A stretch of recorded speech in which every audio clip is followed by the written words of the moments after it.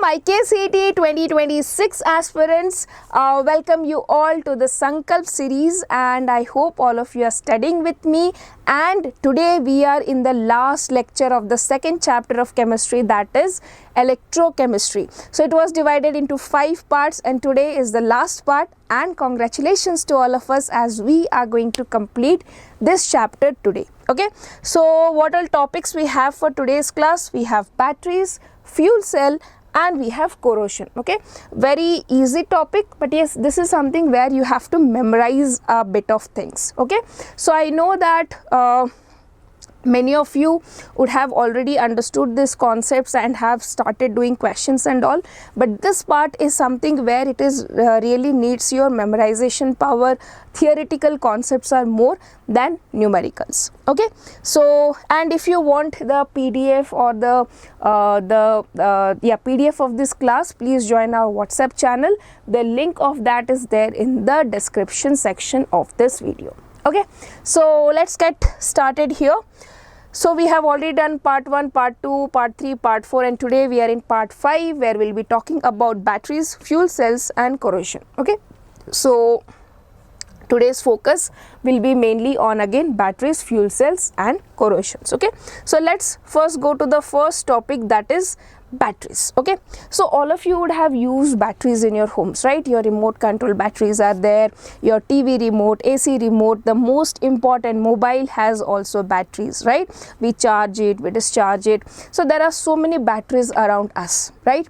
But have you ever thought how these batteries actually work? Okay, so today we are going to talk about how the batteries work, what type of reactions takes place, what are the types of batteries we have, which type of batteries are used. Some batteries, you know, mobile batteries, if the battery is discharged, we recharge it, right? But if you see small pencil remote batteries are there, when it is discharged we throw that and we take new batteries. So what is this difference? Which type of batteries are chargeable? What are they called? Which batteries are non-rechargeable? What are they called? What are the examples? So we are going to study a lot about batteries today. Okay, so the first thing is, so you can see here one battery is dancing. Okay, so cell that we use as a source of electrical energy, okay, is basically a galvanic cell. Okay, so I told you we have studied 2 types of cells. So can you just comment down what are the 2 types of cells I have taught you? Quickly comment down and tell me what are the 2 types of 2 types of batteries or cells we have studied. Okay, so first of all, the batteries that we use as a source of electrical energy are generally the galvanic cells. Okay, where the chemical energy of the redox reactions, okay, so whenever there is a chemical energy, chemical reaction, there is a chemical energy released, and this chemical energy is converted to electrical energy by galvanic cells, right? So now which type of chemical reactions generally happen here? Redox reactions. Okay, so the redox reactions is converted into the electrical energy. However, for a battery to be practical use, okay, so we cannot have the 2 containers type of batteries that we have seen while studying. Okay, that is just a demonstration of how the electricity is produced, but can you have that 2 containers and that all set up inside a remote, inside a small battery of this much size? It is not practically possible. So what should be the properties of a good battery? It should be reasonably lightweight, it should be compact, means there should not be no leakage, or no, it should be tightly packed. Its voltage should not vary appreciably during its use. The voltage it should provide should remain constant. Okay, then only it can work properly. So these are the 3 important factors that makes a battery a good battery. Okay, so now we will see there are 2 types of batteries. First is your primary batteries and the second one is secondary batteries. Now primary batteries are those where reaction occurs only once. Okay, reaction occurs only once. How many times? Only once. And after the use, over a period of time, battery becomes dead. Okay, and cannot be reused again. We cannot reuse that battery once the reaction is completed. Once the anode and the cathode is consumed, the reaction stops, the battery has to be changed. Okay, you cannot reuse that battery. And here we have secondary batteries. Just the opposite of that, these are the batteries that can be recharged by passing current through it in the opposite direction so that it can be used again. Okay, so these are the secondary batteries which you can recharge. By how you can recharge it? By providing current in the opposite direction. Now what is this providing current in opposite direction? We will see in the future slides. So what I have, two types of batteries, primary and secondary. Primary are those batteries which will be used only once, you cannot recharge it again. Secondary batteries are those which can be recharged. Okay, so students, I'm very sorry for the voice. Okay, I have got a little bit of cough, so the voice might be little bit, I can say, cracky, but I hope you can manage with this. Okay, so that's all in this type of battery. So now we will have two examples of primary batteries and two examples of secondary batteries. Okay, so the first we'll talk about is the primary battery. That is, the first example I have is dry cell. Okay, so dry cell, where it is used, it is generally used in transistors and clocks. Okay, the small batteries in your watches, in your wristwatches that you see, these batteries are actually dry batteries. You know, whenever this the analog watches, their batteries are finished, we change the batteries, we don't recharge it, right? Yes. And this type of cell, this is also called as Leclanc cell, okay, after the name of the scientist who discovered it. Okay, so you should remember the other name of dry cell as well.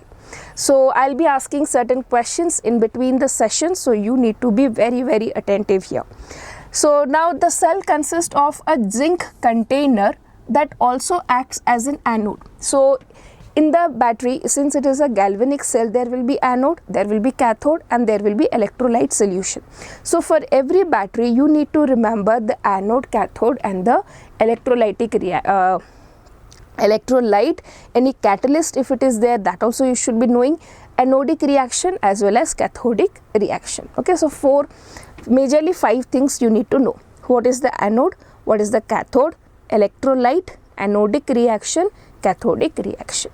Okay, so we have the cell consists of a zinc container that also acts as an anode, and the cathode is a carbon graphite rod surrounded by powdered manganese dioxide and carbon. So you know, carbon rod, the graphite rod, these are actually inert electrodes, they do not participate in the reaction, so they are surrounded by the cathode. This is only a supporting material. The cathode exactly is what? The manganese dioxide, powdered manganese dioxide and carbon. Okay, now the space between the electrodes is filled by a moist paste, ammonium chloride and zinc chloride.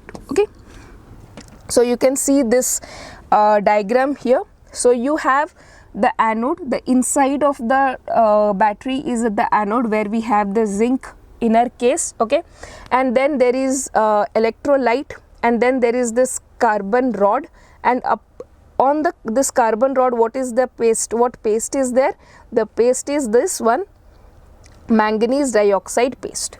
Okay, so what reaction happens now on anode? Since zinc is the anode, it will undergo oxidation. So zinc undergoes oxidation to give you Zn2++, 2 electrons. Next we have manganese dioxide as the cathode, or as the cathode, so it will undergo reduction. So what is the oxidation state of manganese here? Comment down quickly. Oxidation state of manganese in this particular compound, that is MnO2. Here it will gain some electron, and then we are getting MnO, OH, okay, and plus NH3. Okay, so this is the cathode reaction. So now what happens? The ammonia which is produced here, okay, that gets reacted with this zinc, okay, to form a complex that is ZnNH3 whole for 2+. Clear? And the cell has a potential difference, or the potential it gives is 1.5 volt. Clear? Okay. Next we have mercury cell, okay, another example of a primary battery. So mercury cell is also used in hearing aids, watches, etc. okay, and it consists of zinc mercury amalgam as the anode. Okay, anode is zinc and mercury, and you have cathode as a paste of HgO and carbon as the cathode. Okay, so what happens, this zinc mercury amalgam undergoes oxidation, okay, and you have mercury oxide which undergoes reduction, and the overall reaction, I will add these two, you will get zinc amalgam plus HgO gives ZnO plus Hg liquid. You can just see this one.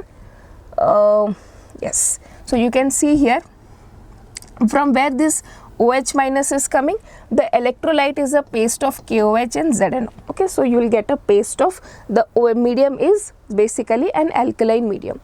So in this medium, Zn gets converted to Zn2 plus. Okay, then we have water and it releases 2 electrons. Now mercury has this +2 oxidation state, accepts this 2 electrons, and from +2 to 0 it gets converted to mercury. Now if I add these two reactions, you can see OH minus will get cancelled, electrons will get cancelled, water will get cancelled. So you have ZnHg plus HgO plus ZnO plus Hg liquid. Okay, so that is the overall reaction. Next, the cell potential here is approximately 1.35 volt. Okay, the less than the dry cell, but still this is a more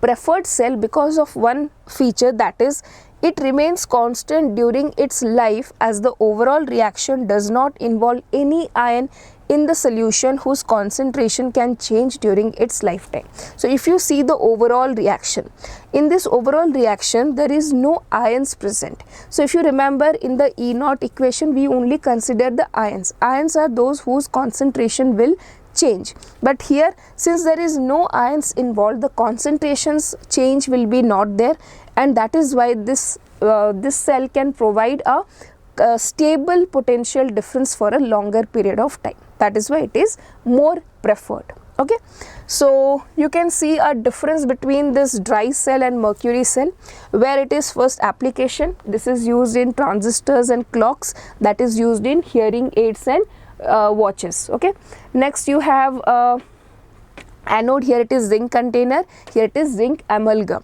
Cathode, here we have carbon graphite rod surrounded by MnO2 and carbon, and here we have paste of HgO and carbon. Then you have electrolyte moist paste of NH4Cl and ZnCl2. Here you have KOH and ZnO. You have anode reaction, cathode reaction. Here overall reaction is there. Okay, here we have written an overall reaction, nearly 1.5 volt, here it is 1.35 volt.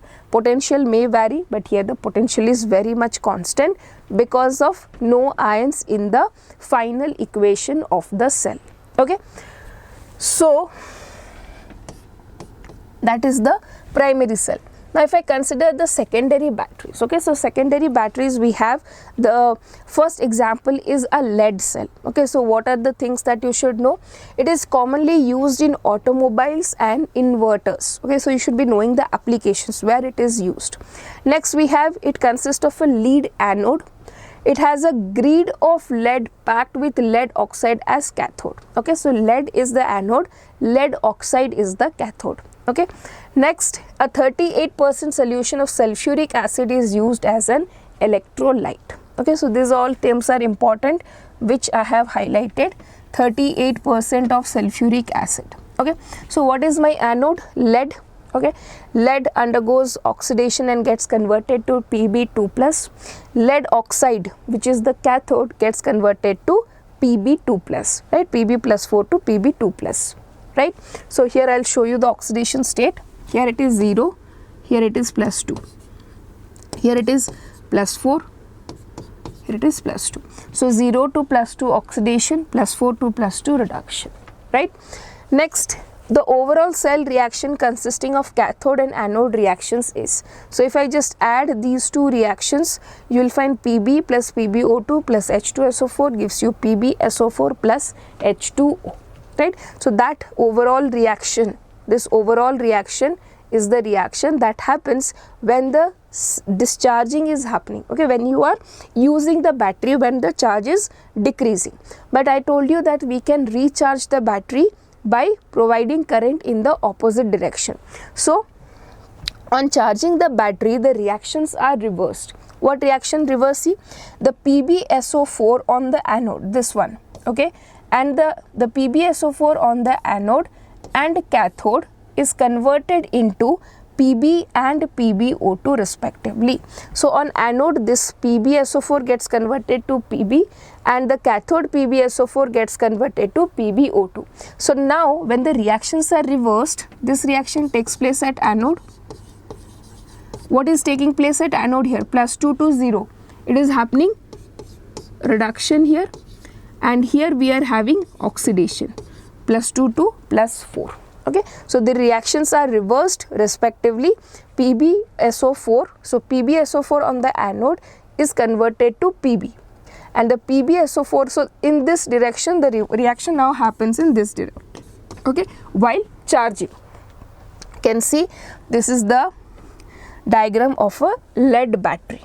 Okay, now we will see another example of nickel cadmium cell. We don't have much reactions about nickel cadmium cell.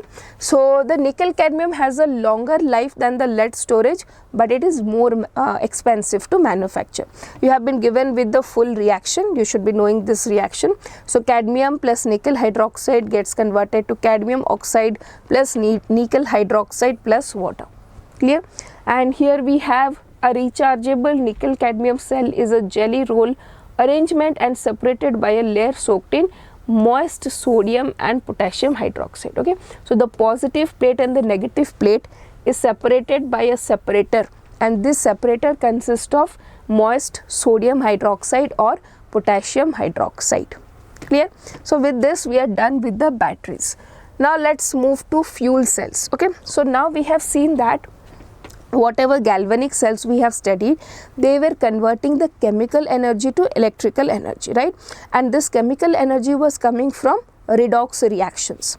Now in fuel cells, what you will see, the chemical energy is converted to electrical energy, but the chemical energy is coming from the combustion reactions. Okay, so the galvanic cells that are able to convert the energy of combustion of fuels like hydrogen, methane, methanol, etc. directly into electrical energy are called as fuel cells. Okay, and we have a very popular fuel cell that is widely used, that is hydrogen oxygen fuel cell. Okay, so in hydrogen oxygen fuel cell, what is there? Hydrogen and oxygens are bubbled through the porous carbon electrolyte into concentrated aqueous NaOH solution. Okay, so you can see here the anode part. Here what we have on the anode side, hydrogen is the anode and oxygen is at the cathode. So they are bubbled to the porous carbon electrodes. Okay, so these carbon electrodes will absorb these gases. Okay, and we have electrolyte as the aqueous NaOH solution is the electrolyte. Next, what happens? Catalysts like finely divided platinum or palladium metals are incorporated into the electrodes for increasing the rate of electrode reaction. So to increase the absorption of these gases, these rods are covered with platinum and palladium metal. So what is the reactions you are seeing here? So at anode, oxidation will happen, hydrogen will undergo oxidation. So you can see here hydrogen undergoes oxidation to give you 4H2O plus 4 electrons. Okay, so hydrogen has lost electrons here, 4 electrons, and oxygen gains this 4 electrons and gets converted to OH minus. Now if you see the overall reaction here, H2 plus O2 gives you water. So combustion of hydrogen gives you water. Now here you can see that this water which is produced, okay, that can be used for different purposes. One very historic application of this fuel cell was in the Apollo space program. Okay, you can see this was the hydrogen oxygen fuel cell which was used in the Apollo space program, and the water, you can see H2 plus O2 gives you water, right? The water that was produced in this reaction was used for drinking water of the astronauts present there. So the cell was used for providing electrical power in the Apollo space program. So this reaction produced electrical energy that was used for the giving electrical power. The water vapors produced during the reaction were condensed and added to the drinking water supply for the astronauts. Okay, so how amazing it is. You can see hydrogen oxygen fuel cell, when the reaction happened, electrical energy were produced that was used to power the Apollo space program, and the water that was produced there was used for the drinking water of the astronauts. One Another fact, very interesting fact, is that these fuel cells produce electricity with an efficiency of about 70%. They are highly efficient as compared to the thermal plants whose efficiency is just 40%. Okay, the power plants that we have, more than their 70% efficiency is of the fuel cells. Okay, so these are some amazing facts about the fuel cells. Now we'll come to the last topic, that is corrosion. Okay, so all of you know what is corrosion. Corrosion means the slowly the surfaces gets corroded. It leads to a lot of destructions, damage and loss of material, right? So what are the different corrosions we have? Rusting of iron, we have tarnishing of silver, development of green coating on copper and bronze. Okay, so these all are the examples of corrosion, and the corrosion which we see in our daily life or most easily visible is the rusting of iron, right? When the bridges and all get rusted, they fall down, which creates a loss of life, right? So these are some of the things that destroys a lot of property, lives in the nature. So these corrosion must be avoided. But before that, first we will understand the phenomenon of corrosion. Okay, so this is also an electro phenomena, or we can say a redox reaction is involved here.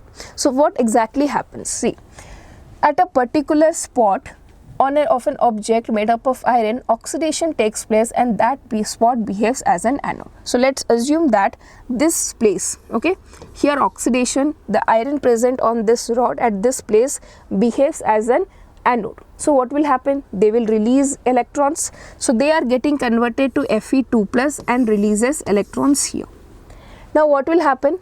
The electrons released at the anodic spot move through the metal and go to the another spot of the metal and reduce the oxygen in the presence of H plus. Now these electrons move to a different position. Okay, so these 4 electrons have moved here. Okay, now it has reacted with the oxygen and the hydrogen plus.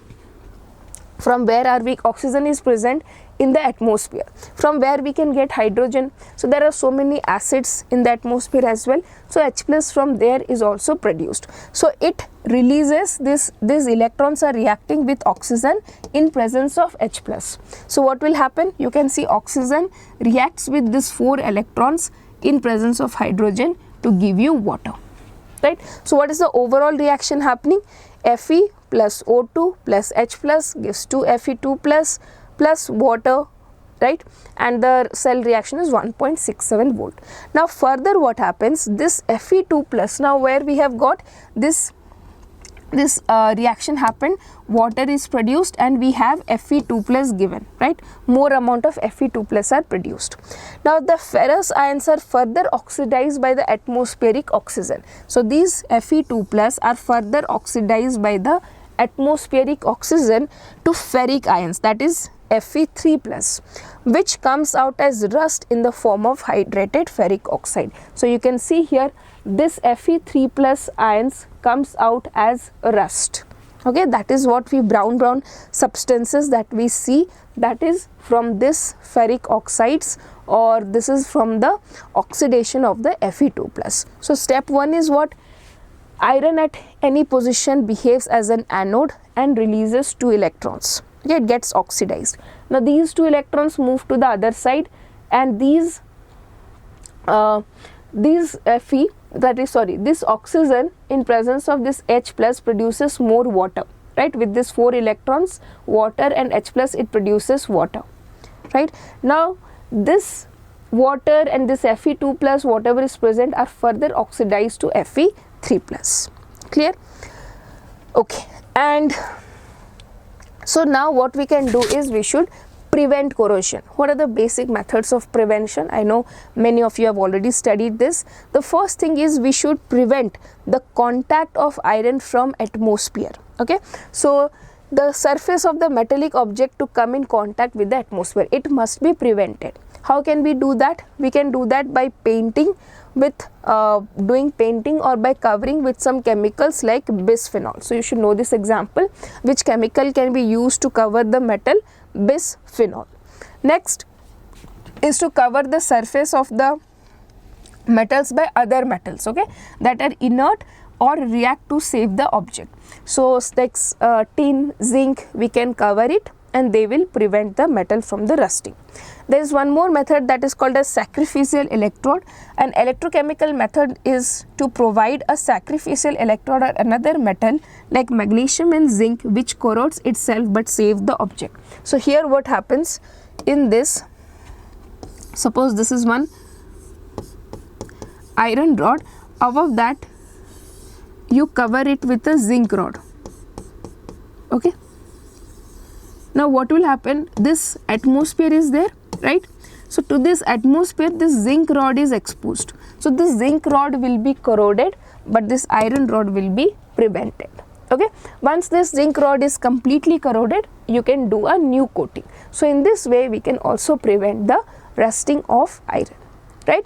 So students, that's all in this video. This was a very small lecture, mostly theoretical, nothing much to solve here. So I hope you have enjoyed the class, and with this the chapter ends here, and I want you to revise all the formulas and all the concepts that we have discussed, because in the next class we'll be talking about KCET PYQs, okay. Last 10 years of previous year questions will be solving, so please do come prepare, okay. Thank you for watching and all the best.